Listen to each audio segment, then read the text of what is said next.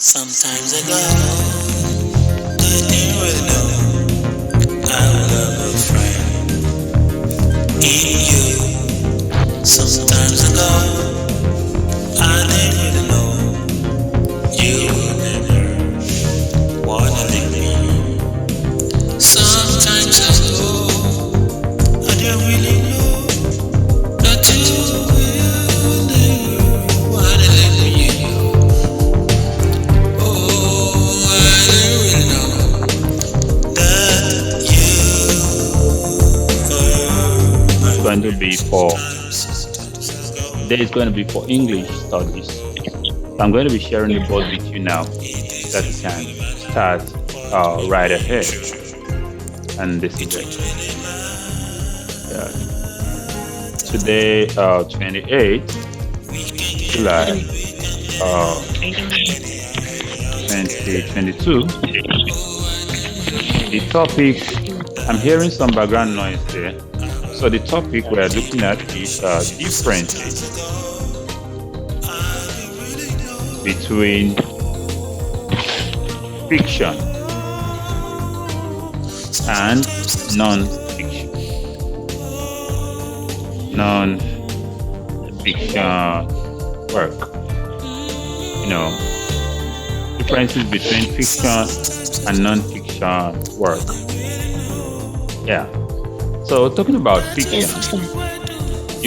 you've watched a lot of movies before, yes or no? Sir? You've watched a lot of movies before, yes or no? Yes, sir. Yes, Yeah. sir. I Some go. some of those movies, some of them are actually true life stories, while some of Yes, them has never happened to anybody before. So with that, we can pick out what we want to study today from such a work because every movie starts from a write-up. You get that? yes, sir. Yeah. For writers and readers alike, it's sometimes hard to tell the difference between fiction and non-fiction.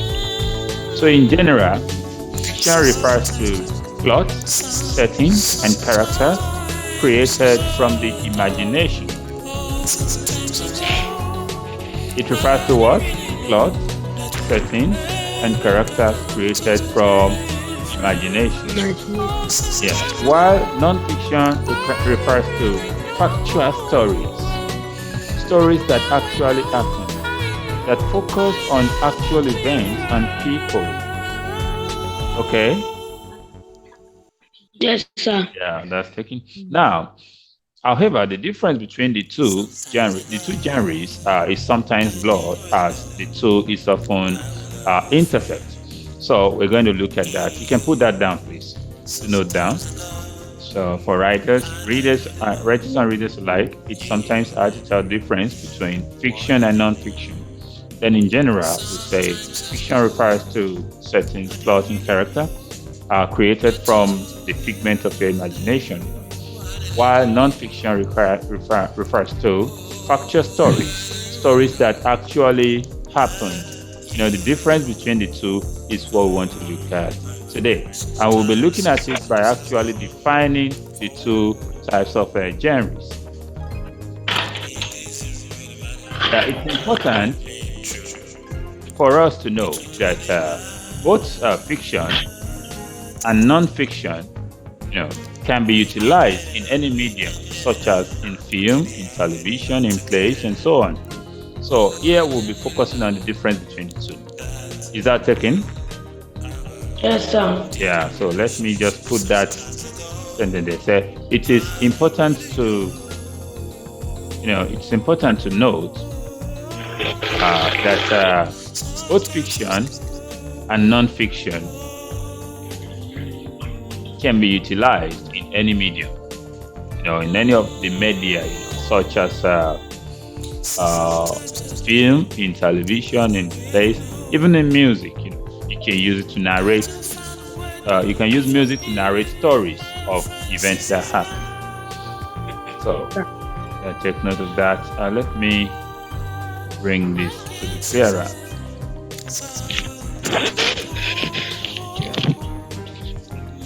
So, yeah, you get that now. Yes, sir. Very good. Okay. I think a student is joining us right away. So, hello, Eniola, are you there? Another student is joining us. So, write down what's on the screen so that we can move on. Eni, are you there? Eniola, can you hear me? Yes, I'm here. Okay, very good. So, today, we said we're looking at differences between fiction and non-fiction work. You get that? You get that? Differences between fiction and non. Very good. So we now said, I asked a question before you joined. I said you might have watched some movies before, and these movies, some are actually true life stories, while some are just what the authors think about, thought about and produced. So for writers and readers alike, we found out that it's sometimes hard to tell differences between fiction and non-fiction. So in general, the fiction refers to plot, settings, and character created from your imagination. Because you just imagine, it doesn't happen anywhere, but you just imagine. Is that taken? Eniola, is that taken? Can I hear you? Hello? Okay. Now, while non-fiction refers to factual stories that focus on that focus on actual events and people. So we want to talk about the difference. And we now say before we go further, we should note that any of them, both fiction and non-fiction, can be utilized in any medium, in such as film, in television, in plays, and so on. So we'll be moving straight away to the differences by definition now. Yeah. When it comes to differences between fiction and non-fiction, we have a lot of work that have been done. Example is Joseph Salvatore, Associate Professor of Writing and Literature at the New School in New York. He says, I teach a course on the craft and theory, method, and practice of fiction writing.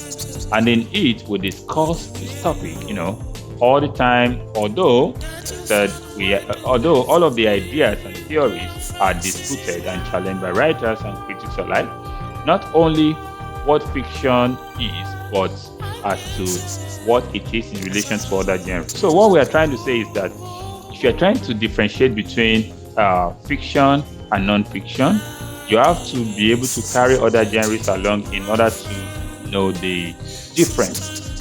And talking about non-fiction too, you know what non-fiction talks about. So let's say in fiction, there is use of, fiction often, let me bring that out so that we can see. Let me bring that out about fiction, about the differences between fiction and non-fiction. Yeah, okay. Fiction often uses specific narrative techniques. In fiction, we say it's something you just think about. Yes or no?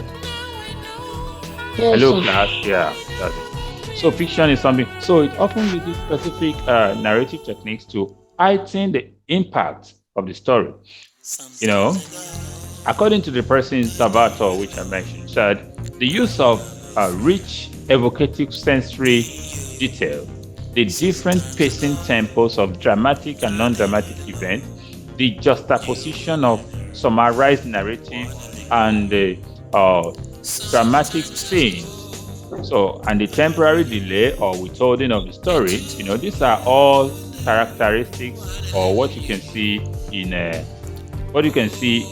fiction. So fiction often uses rich evocative sensory details. The writer will put the reader into concentration when writing, so that you can flow along as well. So because it's not an event that actually happened. Do you get that? Do you get that? Yes, sir. Both of you. Yes, sir. That's good. So, and also and all these are used to heighten the suspense and to complicate the plot, to use the different points of view to narrate, including stark objective, effacement, and deep subjective, interior, and so on and so forth. So when you get to higher study of learning in literature, you are going to get to know more of this. So is that taken by both of you? Yes, sir. Okay, very good. So we're looking at the differences between fiction and non-fiction, right? Fiction and non-fiction, right? Okay. Let me see. We want to look at the characteristics, because in this now we can find the characteristics of fiction.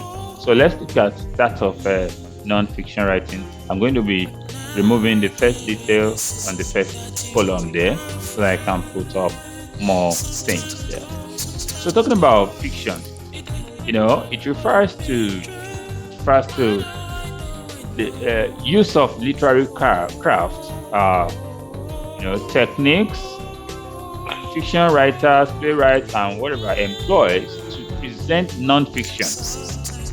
This factually accurate prose or about real people and events in a compelling, vivid, dramatic manner.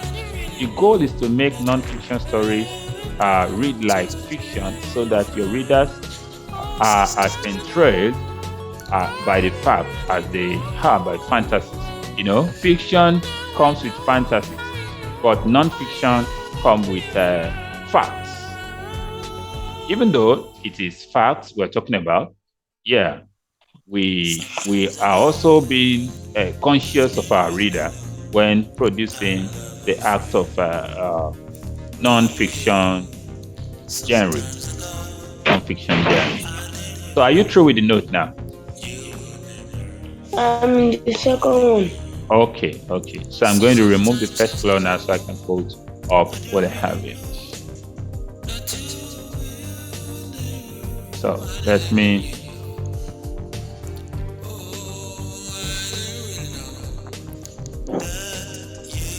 So talking about the styles, or the styles that are used, or the techniques that are used in non-fiction.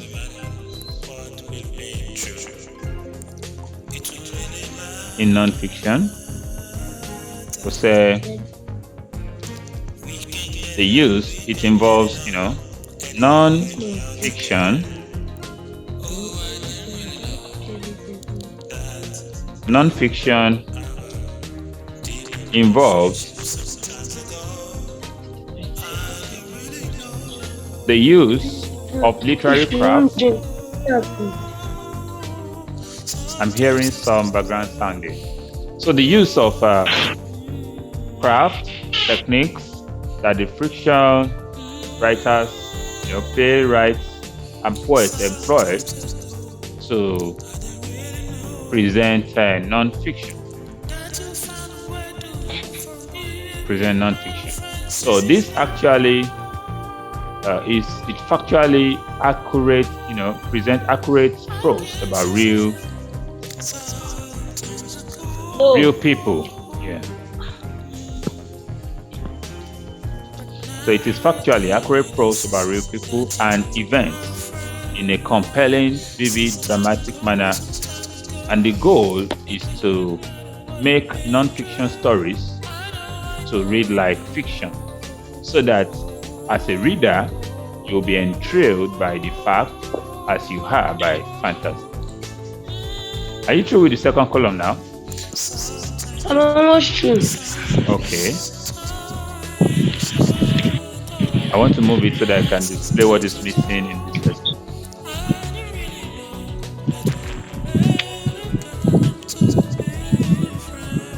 So today we'll be looking at fiction and non-fiction genre.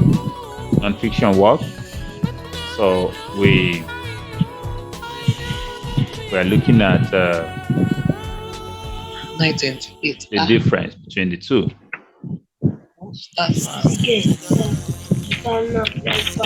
Are you through now? Yes. With the second column? Okay, very good. Yes, sir. Okay. I want to please be quick with the third column. So can you see this first column now. Can you see this now? Sir? Can you see this see first it? column? Yes, sir. Okay, very good. So continue writing. So we said non-fiction involves the use of literary craft techniques that fiction writers use, playwrights and poets, to present non-fiction. And we said non-fiction is a true life story, so it is factually accurate prose about real people and events. Maybe something that actually happened. If I want to talk about the Red Sea, in the Bible, or the Egyptians, how they passed through the Red Sea, I'm going to talk about it in a way. Yeah, I'm going to talk about it in a way to carry you along. I'm not going to be breaking or whatever because it's a non-fiction work. It's a true life story. So I'm going to go into the details using all these attributes. Now, and it should be in a compelling, in a vivid, in a dramatic manner.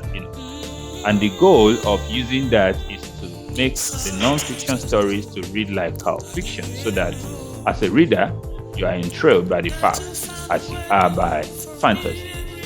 So are you true now? The video to the lecture today will not be available. That is why I'm waiting for you to write the note. Eniola, are you true with the note? Eniola, are you true with your notes? Can you hear me? Eniola, I'm waiting to hear from you. Are you true with the notes? Eniola Oluwafemi, are you hearing me now? Okay, what of Isaiah? Are you true with the notes? Okay. You are still on the third this column? Yes, sir. Okay, very good. Now say, although it's sometimes hard to tell the difference between fiction and non-fiction, especially in the hands of a skilled author.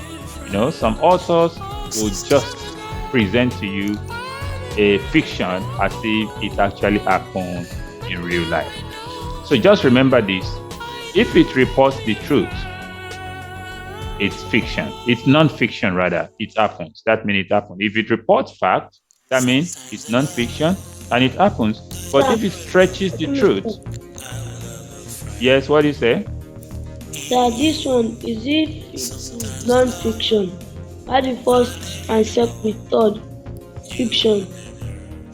Okay, no, we are talking about the difference between fiction and non-fiction now. Okay, so the first thing I gave you is about fiction. Why the second one, this one, can you see this? Yes, sir. It's about non-fiction. Why the third paragraph here is comparing the two, telling you how to differentiate between the two. Thank you, sir. Is that taken? Yes, sir. Eniola, I can't hear from you. Are you hearing me at all? Okay. If you can, just follow along. So although, let me go through this again. So, although it's sometimes hard to tell the difference between fiction and non-fiction, especially in the hands of a skilled author. And I explained that. I said there are some authors that are so skilled that when they present a movie or when they present a book to you, they're going to present a fiction story, something they just imagine and think about. They're just going to present it as if it actually happened. Let me give you an example. Has any one of you read the storybook called Maroro Forest before? Huh? Have you read the storybook called Maroro Forest before? No, sir. Okay, this is a story. Just give me a minute. I'm going to lay my hand on a copy of the story so that just hold on, please. Yeah, let me lay my hand on a copy of the story. We can use it to corroborate what we're talking about. So, can you see this? Can you see this? Yes, sir. Yeah. What can you see on it? What's the title? I'm not seeing the title. Okay. Even if you cannot see, I'm going to read an excerpt. So the title says, Maroro Forest. What do I call it? Maroro Forest. Yeah, we're talking about how a writer can present a fiction, and this Maroro Forest is a fiction. It's a fiction. It doesn't happen in real life. Do you understand me? Yes. It doesn't happen in real life, and let me just read and you listen so that you can follow along. Are you with me? Are you with me? Yes, sir. Yes, I'm going to be reading chapter 1 now. And the title of the chapter 1 is The Inception. Can you see that? Yes, sir. Can you see it? The Inception. Now, so for chapter 1, excuse me please. For chapter 1, at the end of a decade in Gobi, Akilapa, the grandson of the spirits, was called upon to leave his father's house onto a land which was about to be shown to him. Who called him was not the question, but why he was called. Though Akilapa could hardly recognize the voice that called him, but he oftentimes had his father made some enchantments while he mentioned Maroro spirits in his Egede chant. Are you listening? Yes, sir. Yeah. It was late at night while Akilapa was sleeping that he heard some voices beckoning unto his name. Akilapa, Akilapa, Akilapa, they called.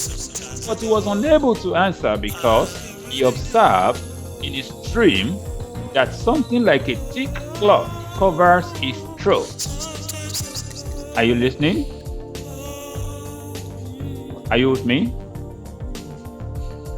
Yes, sir. Yeah. Yes, Something like a sir. thick cloth covers his throat. Suddenly, he woke up and immediately found out that he could not speak. So he rushed into his father's bedroom around 2 a.m. But Latoro, his father, was no longer around. Only the corpse lying on the mat was seen by Akilapa. Yes, he tried all he could in attempts to revive his father, but alas, it was all a zero hero's effort. Yet at this time, Akilapa couldn't speak, and so he began to mourn over his father's death, with billows of tears rolling down his slopy, hilly cheeks attached to his tiring face. After a while, he fell asleep and had a dream. Are you with me? Are you listening? Yes, sir. Yes. After a while, he fell asleep and had a dream. He saw a seemingly colorless handkerchief flying in the air above his head, and he kept wondering what it was all about. He only woke up in the morning to discover that the same handkerchief was still flying in the air very close to the ceiling of his room.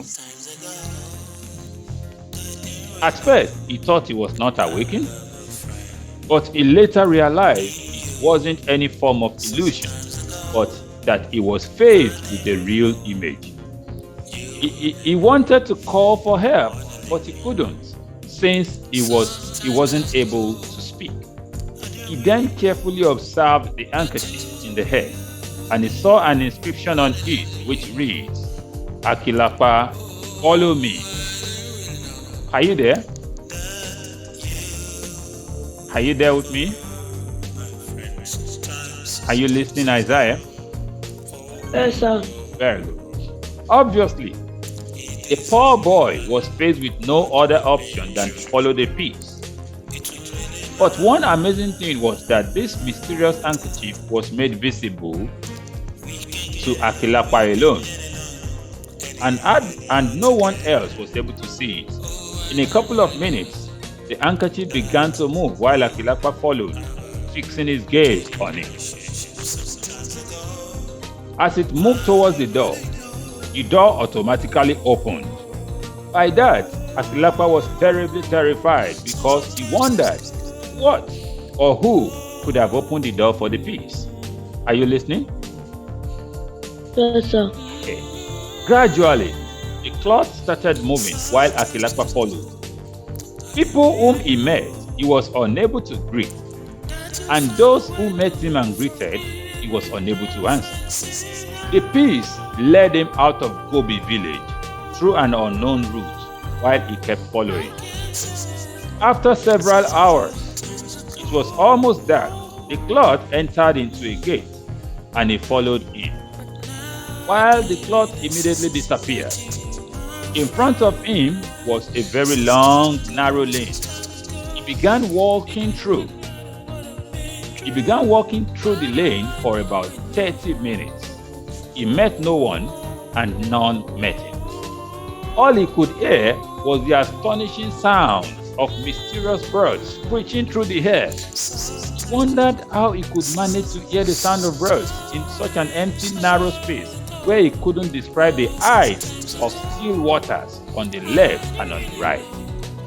Are you with me? Yes, sir. Finally, at the end of the tunnel was a turning which dips down into the ground. And as he walked down the path, he found himself on top of a mysterious tree, sitting on the tree. The tree was rooted into an empty space under the ground, without its roots touching the ground. Without its root touching the ground below. The tree then carried him and gently landed him beside a small hut underground. He stood hesitantly at the entrance of the hut and heard a voice said unto him, "Come in, my grandson. It was I who sent for you because I have a place to send you." Akilakpa was blatantly afraid. He was hoping to at least see a real man speaking to him. But otherwise, it wasn't a real man he saw. It was a wooden image surrounded by 7 others. These were the images of the man and his 7 wives.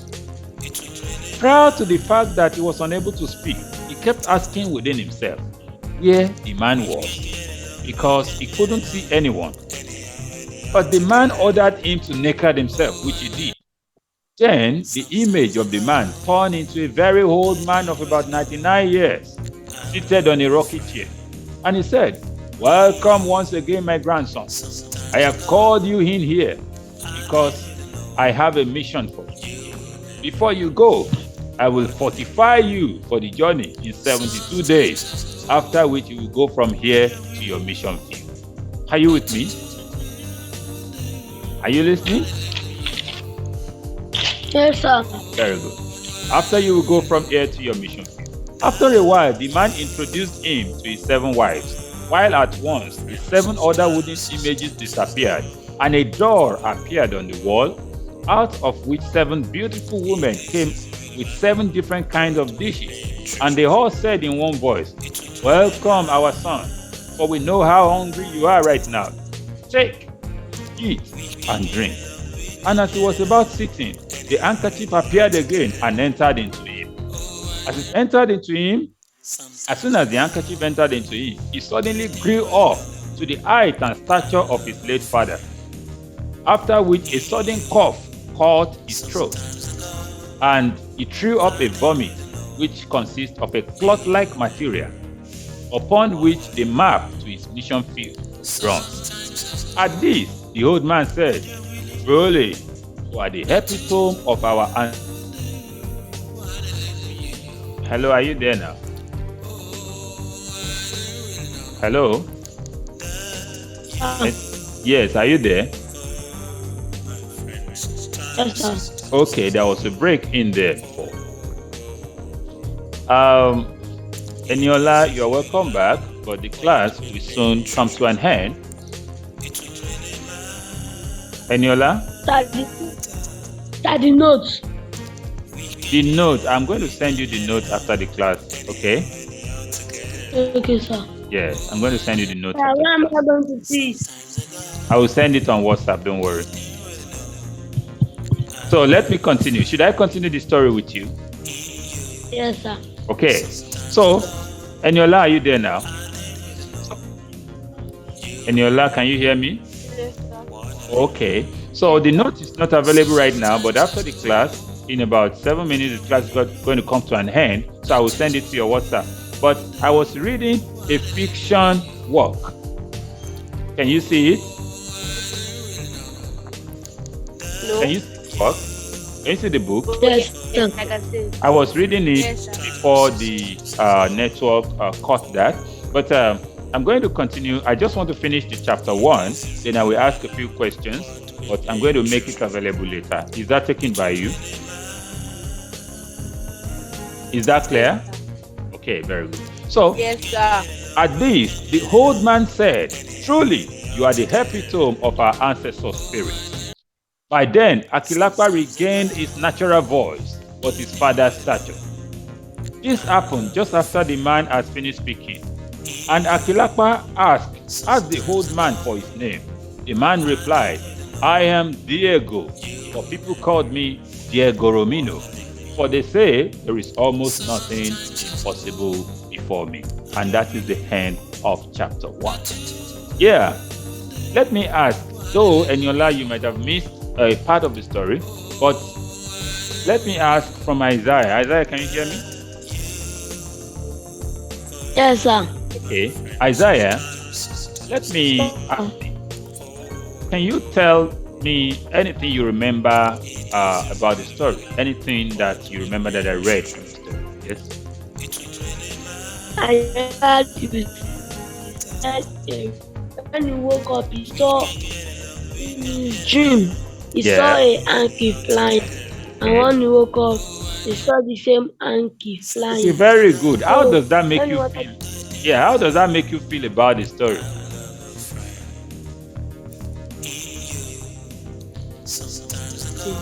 Yeah, how does it make you feel? I can't see. You can really say. Okay, but do you think that can happen in real life? No. No. Okay, what if it happens anyway? Okay, let's look at the questions there. The question says, decade means what? Decade. That is D-E-C-A-D-E. Decade means what? It said 1 year, 5 years, 10 years, Yeah. 20 years. Listen. Decade, which is 10. Oh, sorry. Decade means what? The options are 1 year, 5 years, 10 years, or 20 years. So decade means 10 years. Okay? Okay? Yes, sir. What is Yes, now? sir. Let me ask this question. From what you have heard, which is Akilapa's religion? Is it Christianity? Is it Islamic religion? Is it traditional religion? Is it none of the above? Anything. Ah, well, it is not. It's traditional because Akilapa talks about the Egede chant. You know, it's all these traditionalists that make the enchantment. All right. And look at this statement before we stop the class now. Look at the statement. The statement says, "And behold, Lazarus, his father, was no longer around." What does that mean? Option A, he has gone out. Option B, he was not around. Option C, he was sick. Option D, he was dead. Option D. Okay, he was dead. Okay, thank you very much. Did you enjoy the story? Yes, sir. Yeah, the story has about 7 chapters there. So I've just read chapter 1. Would you like to read the remaining part of it? Yes, sir. Maybe whenever you come visiting the school, you should ask me for the storybook, or you send your sister to ask of it, okay? Okay, sir. And if there's any need during the course of our summer class, I might need to read further. Is that taken? Yes, sir. So, Eniola and Isaiah, I'm going to provide the notes through WhatsApp, though the video might not be available, but if possible, I'm going to get you the videos so that you can get the story along to Eniola. Is that taken? Okay. All right. Yes, sir. Thank you very much for joining today. So do have a lovely day. Say bye. Oh, wait a minute. Do you have any question? No. Okay. Eniola, you have any question? No. Okay, so do have a lovely day. Regards to everybody around you. Bye. Sir. Bye. Yeah, thank you. In you, sometimes ago.